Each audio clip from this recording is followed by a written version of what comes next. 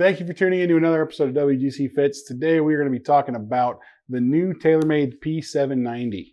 So this is the newest iteration of probably their hottest club in terms of just sales and market share ever, right? I mean, they've had this club since 2016, I think was the first year. This club's done some things and seen some stuff.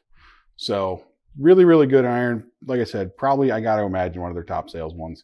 A club that does really well here, right? Trent, what do you think looks and feel? Let's start there, and then we'll talk about some tech stuff. Looks wise, I mean, it looks great. Looks like a player distance iron. Mm-hmm. Looks good. I mean, that's, I know they have a lot of stuff internally that they changed in 790. Oh yeah, this thing's like a supercar now with all the crazy tech stuff going on. Yeah. Sweet. It's like Lightning McQueen. Yeah, exactly. So in terms of talking about tech stuff, right? We'll just jump into it. 30.5 degrees aloft on the 7. So it is a little bit strong. It's not the strongest, but it is a little bit strong. What's a little bit different here now is every club is kind of uniquely designed from the ground up. So why are they doing that? They're trying to really place center of gravity in very specific spots here, essentially, because they want to maximize launch and feel and then spin across the set, right? And personally, you know, I mean, that's a proven technique. We know it works. I think that it's going to be quite good. Have used them in a couple of fittings since we got the new heads in. And as a person who used to play the old 790 set, the prior generation, it does seem like it's kind of answering some of the questions that club left, I'll say.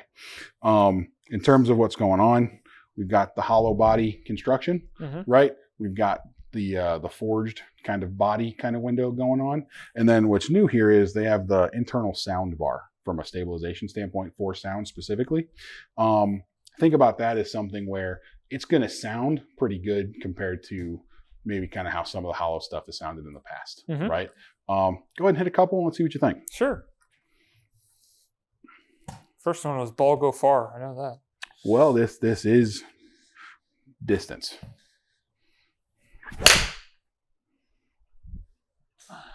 Ball speed up. Love it. Smash factor, kind of silly. It's a 7 iron. Oh, you want silly?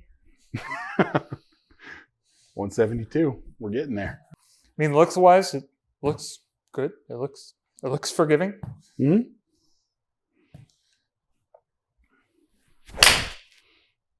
what I like, right? For a golf club that's got 30.5 degrees aloft, you're maintaining a pretty good landing angle with this, you know? And again, club's not super fit up for anything for you, but coming in at 47 degrees with 5,700 spin to 6,000 spin kind of on this 7 iron, I'm pretty happy to see that, you know? That one felt hot.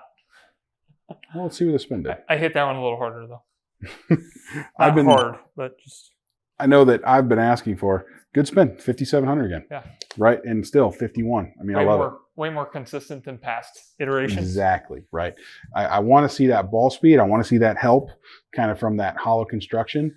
And I want to see spin and I want to see launch condition kind of even out a bit, you know? I mean, that's 119 ball speed. That was crushed. Still, 5,700 spin. I love that. That's what we're looking for. That's silly. 142 smash. Yeah. Talk about that thin face. Right.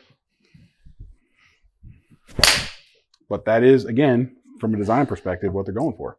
This has a very thin forged face that is maximizing ball speed out of the middle, man. I mean, the club's designed to the ball go long, ball go far type stuff. Yeah, exactly.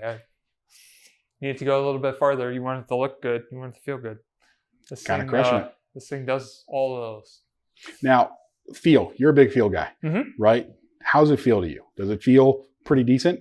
Because what I'll say is the sound sounds better. With that stabilization bar, like from back here, my perspective, it sounds better than I think last year's did for sure. It doesn't sound or feel incredibly hot like previous iterations. Perfect. I think that's exactly like, I would say, at least I can't speak for them, but I would say that's probably what they were going for, right?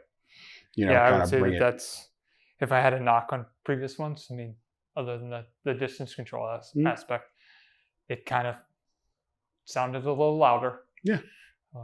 But feel-wise, I mean, I wouldn't confuse this with Players Club.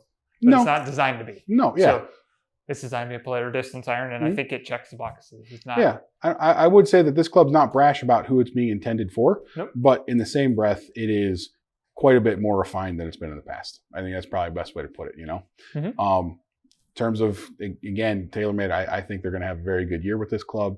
It's doing everything it has to do, and seeing you kind of control the spin and the launch with this guy is pretty impressive, you know, because this club, especially with a guy who can hit a draw, can get pretty low in spin and in the past, and we're not seeing that right now. So that's correct. And I'd say, right I mean, you can even blend them with the other P7 series. Oh yeah, too, if you need. Yeah, I think look wise. Again, we see that long irons. Kind of throw some of these in there for you.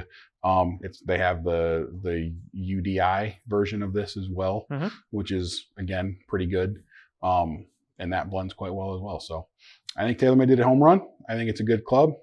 WGC approved, AJ approved. I think it might even be Trent approved. Is it Trent approved? Might even be Trent approved. That's big, man. That's big. No, it looks good. It looks good.